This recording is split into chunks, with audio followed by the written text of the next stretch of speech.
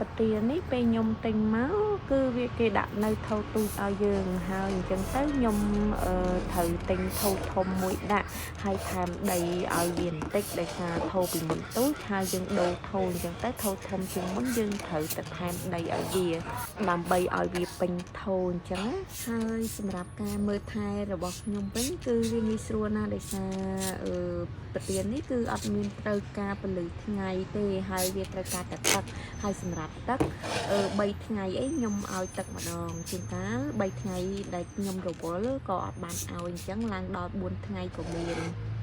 តែបើទោះជាយើងមិនបានឲ្យទឹកស្រោចទឹកវាក៏ដោយក៏ប្រទាននេះអត់ស្រពោនដែរគឺវានៅស្រស់ល្អអញ្ចឹងគ្រាន់តែថាមើលទៅដីវាគឺវាស្ងួត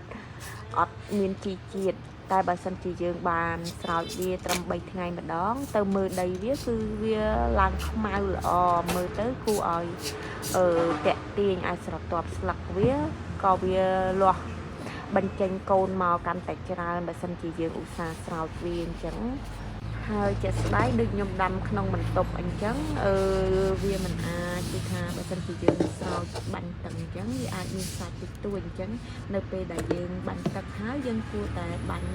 លាងជូតសម្អាតវាឲ្យស្ងួតឲ្យអស់អញ្ចឹងណាដើម្បីកុំឲ្យសើមទីជាងឬទូយើងវាអាចធ្វើឲ្យទូយើងខូចអញ្ចឹងបើសិនជាមានទឹក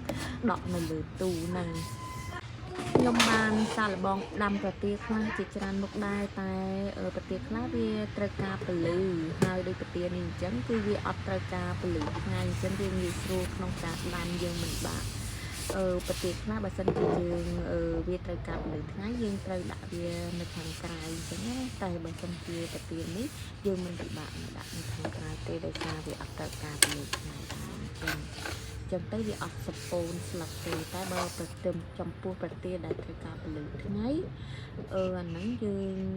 ដាក់នៅក្នុងបន្ទប់ដែលហប់អញ្ចឹងវាអាចនឹងស្វិតសពូនអីចឹងវាអត់ស្រស់ញញឹមដូចប្រទាលមួយនេះទេ